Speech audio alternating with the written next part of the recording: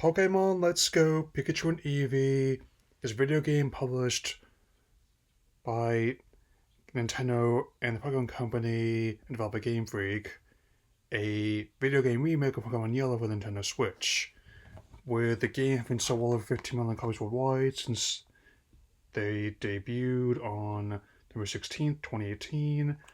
It's a good time to revisit these titles, with Legends EA set to send off the franchise on the base Switch, with Generation 10 being exclusive to Switch 2.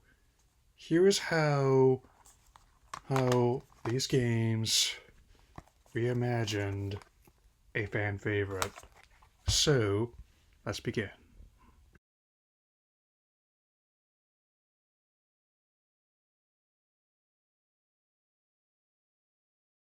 The first challenge of any video game remake is knowing what to leave intact from the original game.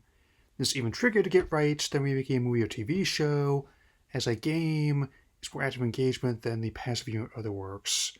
Fortunately, while next heading, people responsible for these titles knew exactly what made the original title on the Game Boy work, and much is retained here. All 8 gym badges, all the Challenger Victory Road and the Elite Four, and all 151 original monsters are present.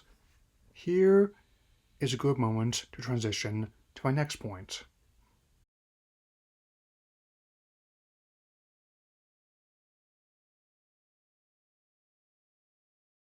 Before, a key challenge of remaking a video game is knowing what to change, even more than a TV show or movie. Though the remake of Resident Evil 2 kept the same basic plot of the original, they expand on storylines for both Leon and Claire, even altering Emily and boss encounters to level the playing field for dual stick aim and movement. The Final Fantasy VII Remake saga parallels the original game's themes, but also incorporates expanded universe material alongside an active combat system would not be able to place in Secret of Mana. Fortunately, while lots of purists fear the worsts, the game definitely built upon its predecessor while mixing things up in ways I noticed found interesting.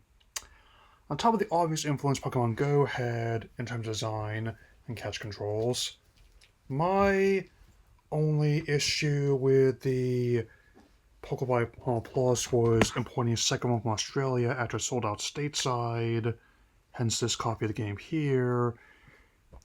The changes made to the setting and the character designs were sound. I enjoyed how Blaine's gym style trivia challenged like a Japanese game show, and though I won't say Dragon Ball Z like Garen, Bruno of the Elite Four in this game looks like a Street Fighter character with his muscle mass. It also makes sense the top floor of the game corner is an arcade now for a variety of reasons. And even as someone who didn't play Fire and Leaf Green that much when they were younger, the inclusion of Green, aka Leaf, as a post-game sparring partner is certainly welcome.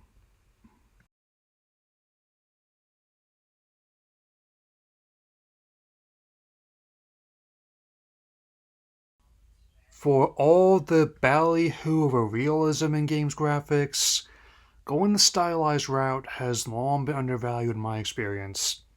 I can even make the case that these and other stylized visuals age better than their quote unquote realistic contemporaries. In terms of sound, it's an ideal update to the classic effects and chiptune music, with the Outrage U music being as inviting as ever, like the Super Mario Bros. Theme in this many arrangements. Like any good remake, this has everything within, making for a solid presentation.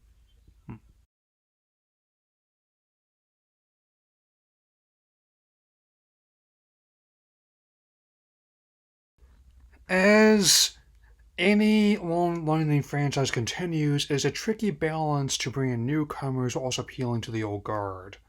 Fortunately, this game pulled it off tremendously. While the game not only presented itself in a way that younger players and newcomers can get into as in people who just got the Switch at the time or came with Pokemon Go. It also satisfied longtime fans such as myself, which makes a good transition to my second to last point.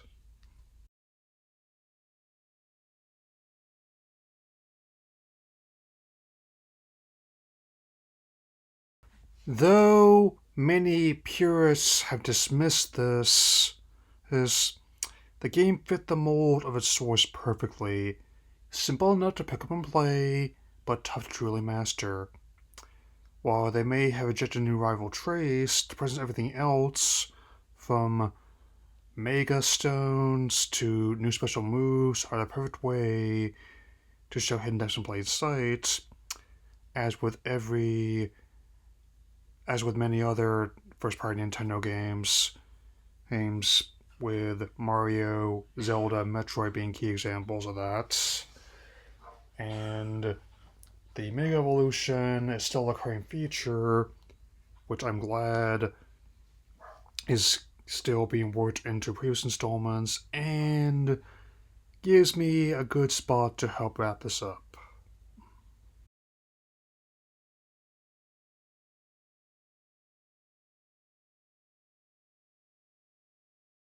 While many other were dismayed this game was first made installment on Switch as opposed to a third trip to Alola, I think it made the most sense to this approach.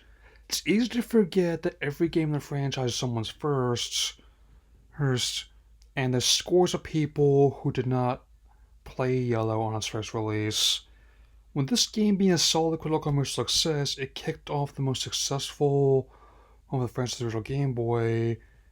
As we head to a new console and new generation of franchise, it's clear that the points mentioned here that these games have honored the past while forging the future Pokemon. With this, I'll see you all again after the release of Legends ZA. Take care, and seek out O Pokemon.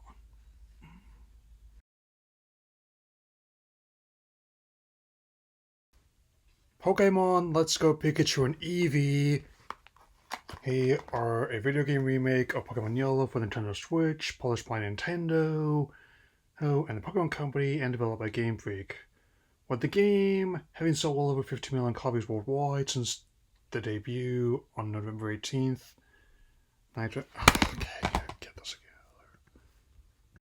The first challenge is of any video game remake is knowing what to leave intact from the original game.